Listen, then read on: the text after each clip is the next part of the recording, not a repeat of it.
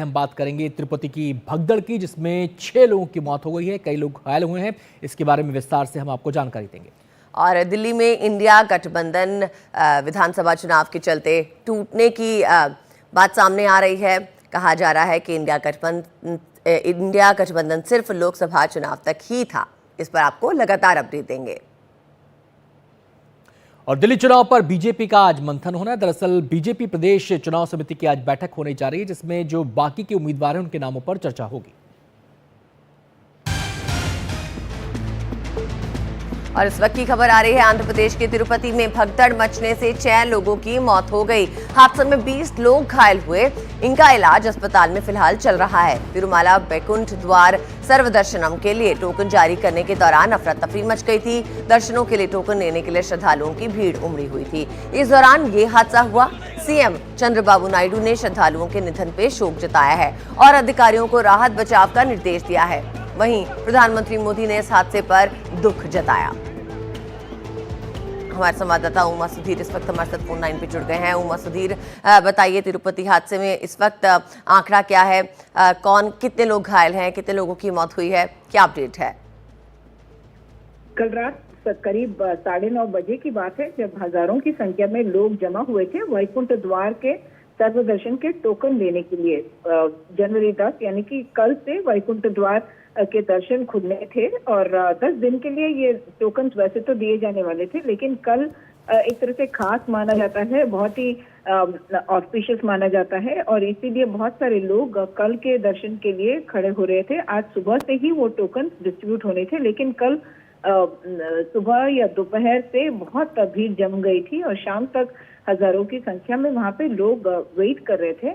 और ये हुआ विष्णु निवासम नाम के एक जगह के बिल्कुल पास में एमजीएम स्कूल में एक काउंटर लगाया गया था। वैसे तो 91 काउंटर्स थे ओवरऑल, लेकिन इस पर्टिकुलर काउंटर में जब गेट खुला तो एकदम से लोग वहां अंदर चलने की उन्होंने कोशिश की और एक्चुअली एक महिला जब जो अस्वस्थ थी उनको बाहर निकालने के लिए वो गेट खोला गया और एकदम से लोग अंदर चले गए और उसमें भगदड़ मच गई और 6 लोगों की मौत हो गई है और 30 से ज्यादा लोग घायल रुइया अस्पताल और स्विम्स अस्पताल में भर्ती हैं।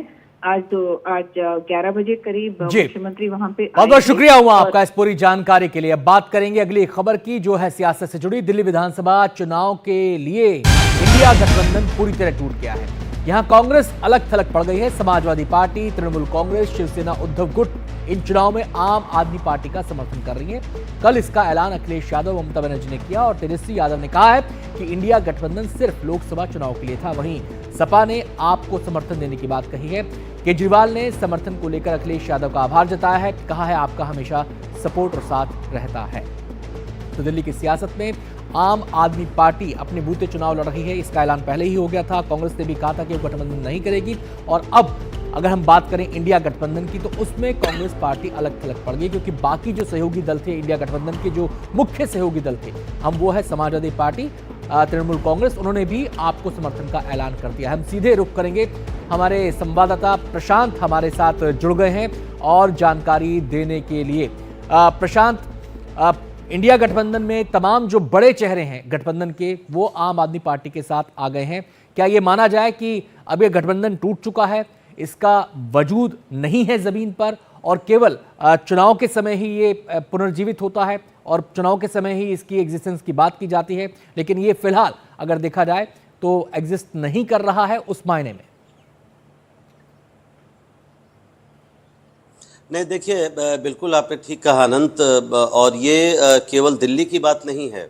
पिछले कितने चुनाव को देखेंगे अगर आप, चाहे महाराष्ट्र हो, हरियाणा हो, मध्य प्रदेश कुछ दिनों पहले हुआ था, उन सब में इंडिया गठबंधन की जो पार्टियां हैं उनमें बात नहीं बन पाई थी। और दिल्ली में अगर हम देखें तो यहाँ तो कांग्रेस एक तरह से बिल्कुल अलग थलग पड़ती नज़र आ रही है। खासकर 2 पार्टियां, तृणमूल कांग्रेस और समाजवादी पार्टी का आम आदमी पार्टी को समर्थन देना एक बड़ी बात है, क्योंकि आपको याद होगा पिछले महीने जब संसद का सत्र चल रहा था, इन 2 पार्टियों ने राहुल गांधी के नेतृत्व पर सवाल उठाया था और ममता बनर्जी को इंडिया गठबंधन का लीडर बनाने की बात कही थी। तो इंडिया गठबंधन तेजस्वी यादव ने भी कह दिया कि केवल लोकसभा चुनाव के लिए था। तो इंडिया गठबंधन अब एक तरह से कागजों पर तो है, लेकिन उसके भीतर कांग्रेस के अलावा जितनी पार्टियां हैं, ऐसा लगता है कि वो एक अलग गुट बनाकर और वो आपस में सहयोग करना चाहती हैं। कांग्रेस कहीं ना कहीं कम से कम जरूर अलग थलग पड़ती नजर आ रही है। जी प्रशांत, बहुत बहुत शुक्रिया आपका इस जानकारी के लिए। और खबरों में आगे बढ़ते हुए आपको बता दें, आज दिल्ली में बीजेपी चुनाव समिति की बैठक होने वाली है। ये बैठक बीजेपी मुख्यालय में सुबह 10:30 बजे होगी। बैठक में दिल्ली चुनावों पर विस्तार से चर्चा होगी।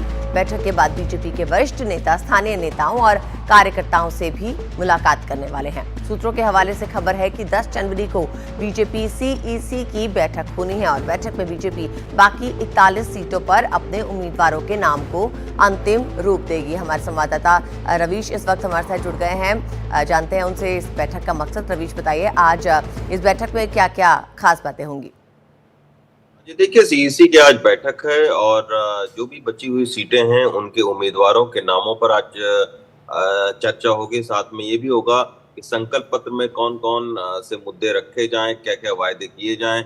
इसके अलावा कौन कौन से बड़े नेता जो है वो दिल्ली के भीतर में चुनाव प्रचार करेंगे। तो ये चुनावी रणनीति को लेकर बहुत अहम बैठक है और ये जो है वो कयास लगाए जा रहे हैं कि कल शाम को या फिर परसों तक जो बाकी बची सूची है उम्मीदवारों की वो आ सकती है।